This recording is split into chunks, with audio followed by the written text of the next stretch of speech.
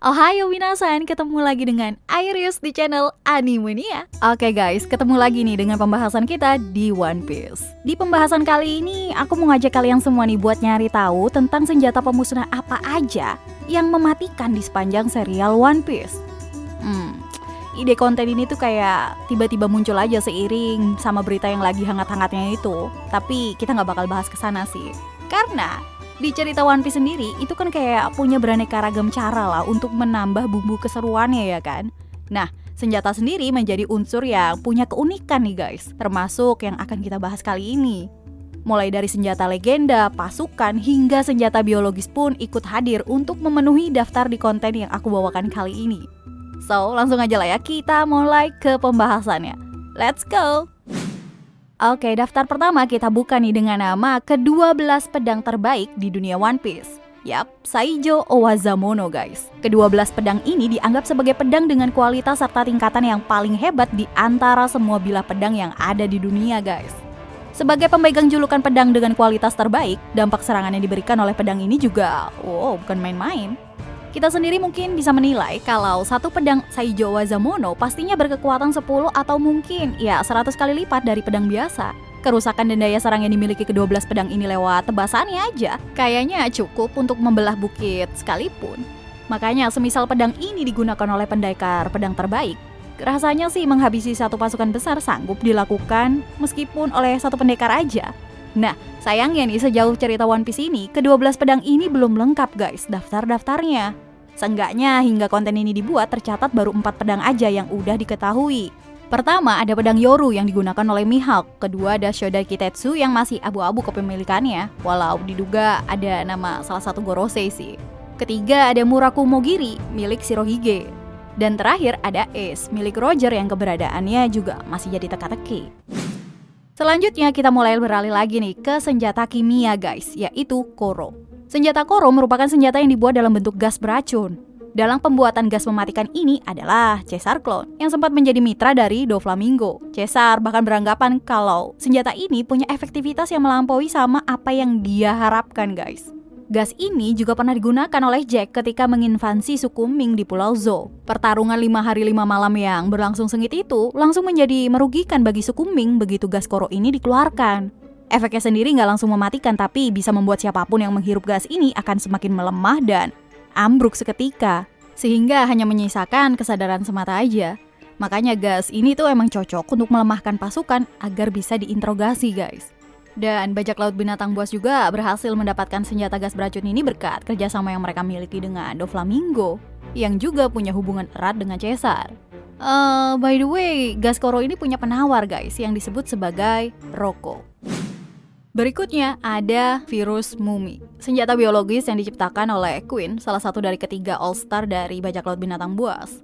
Seperti namanya, virus ini tuh bisa membuat siapapun yang terinfeksi bertindak layaknya mumi. Senjata ini biasa digunakan pada sel tahanan negeri Wano. Cara penggunaannya juga cukup unik, yang mana dibuat berupa peluru yang berbentuk bola guys, yang kemudian ditembakkan. Sekali aja virus ini ngenain kulit targetnya guys, sensasi sakit yang luar biasa bakal dirasakan oleh penderitanya. Mulai dari demam, kulitnya yang berdarah, sampai tubuh yang bisa dibikin kurus kering. Yang merepotkannya lagi, virus ini tuh bisa menyebar melalui kontak fisik. Kalau di versi animenya sih, siapapun yang udah kena bakalan ada tanda bercak hijau di beberapa bagian tubuhnya. Untungnya aja kita punya dokter imut dan cerdas kayak Chopper yang sukses membuat antivirus untuk mumi virus yang merepotkan ini guys. Oke, selanjutnya masih dari pencipta yang sama, yaitu Queen. Senjata biologis mematikan selanjutnya bernama Ice Oni Virus guys. Penggunaannya juga nggak jauh berbeda, masih menggunakan sebuah peluru. Virus ini digunakan oleh Queen ketika pertempurannya di Onigashima mulai pecah. Yang lebih kejamnya lagi ketika Queen menyebarkan virus ini, dia tuh nggak kenal mana yang kawan dan mana yang lawan. Dampak dari Ice Oni virus itu mematikan dan menyiksa banget. Semisal mumi virus bisa bikin demam, maka yang ini bikin pengidapnya merasakan kedinginan yang teramat-amat sangat guys. Sampai-sampai juga bisa membuat orang membeku menjadi es dalam jangka waktu tertentu. Semisal nggak cepat-cepat disembuhkan. Nggak cuma itu aja, mereka yang udah kena bakal punya penampilan macam Oni, seperti tanduk dan gigi tajam. Udah gitu mereka bakalan bisa kehilangan akal ketika udah terjangkit guys. Dengan menular melalui kontak fisik aja, membuat virus ini tuh bisa dapat cepat menyebar dan meluas. Lagi dan lagi, Chopper di saat yang kritis berhasil nih menemukan anti vaksin untuk menangani virus ini. Hal ini membuat keadaan sedikit membaik, serta membuka mata para bawahan Queen yang merasa tersakiti karena dihianati.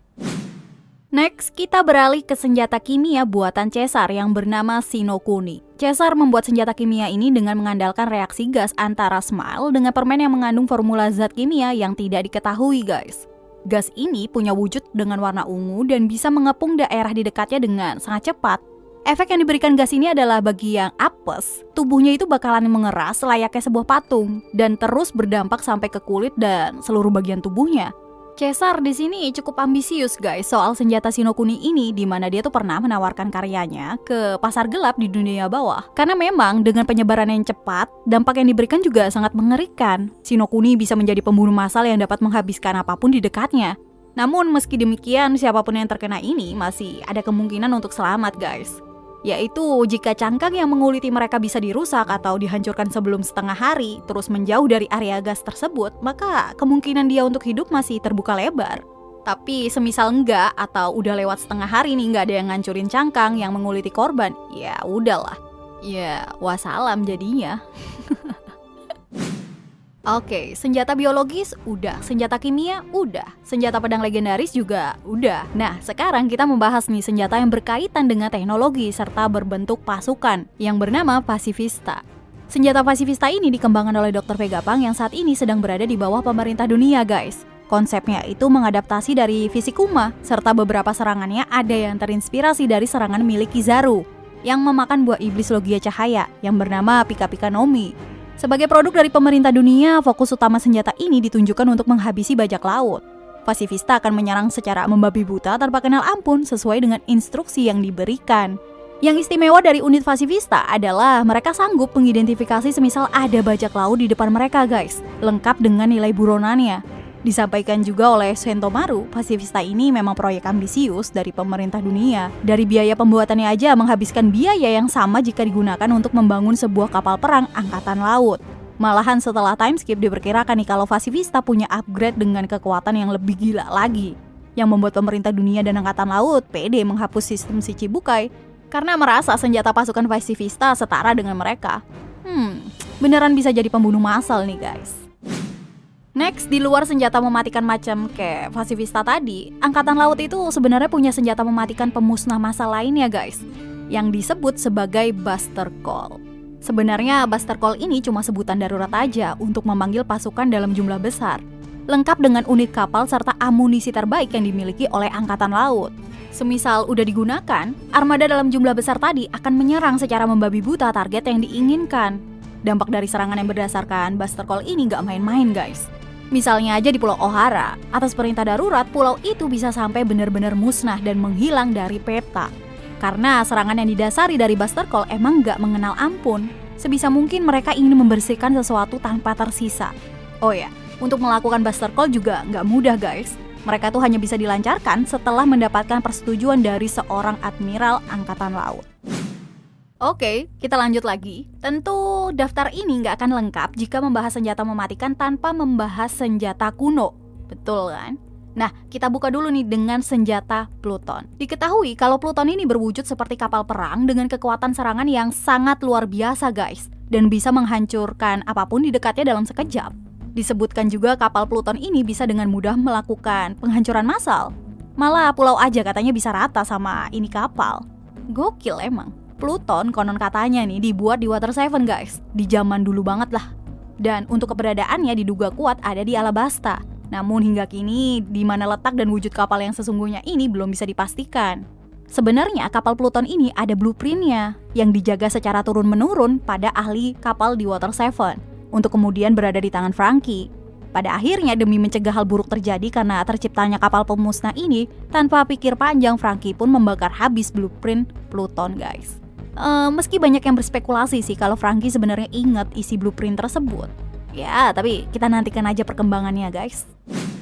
Next, selanjutnya masih dari senjata kuno. Kali ini yang kita bahas adalah Poseidon. Nah, senjata Poseidon ini terbilang unik banget guys, karena wujudnya itu putri duyung raksasa yang gampang baper. Yap, yang bernama Shirahoshi.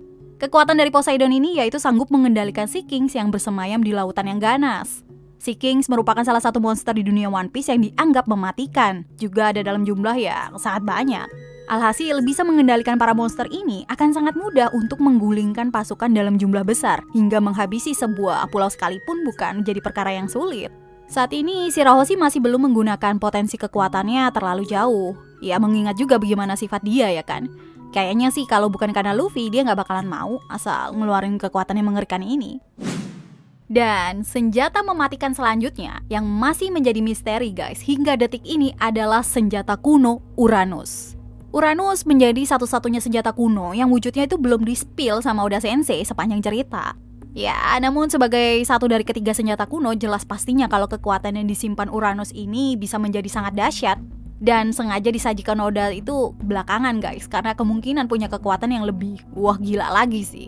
Tapi mungkin loh ya. Nah, pendapat yang melekat soal Uranus ini, katanya sih senjata ini berkaitan erat dengan langit guys. Karena penamaan Uranus diduga didasari dari mitologi Yunani, yang mana Uranus adalah dewa dan personifikasinya adalah langit. Ya, nggak ada bosan-bosan ya buat aku bilang ke kalian nih guys, untuk bersabar dan waktu akan memberitahukan ke kita semua. Oke, mungkin segitu dulu pembahasan kita mengenai senjata pemusnah yang ada di One Piece. Mana nih yang terbaik menurut kalian guys? Silahkan diskusi di kolom komentar ya, oke? So, see you again next time. Adios, Caramelos, stay safe everyone. Salam Animania.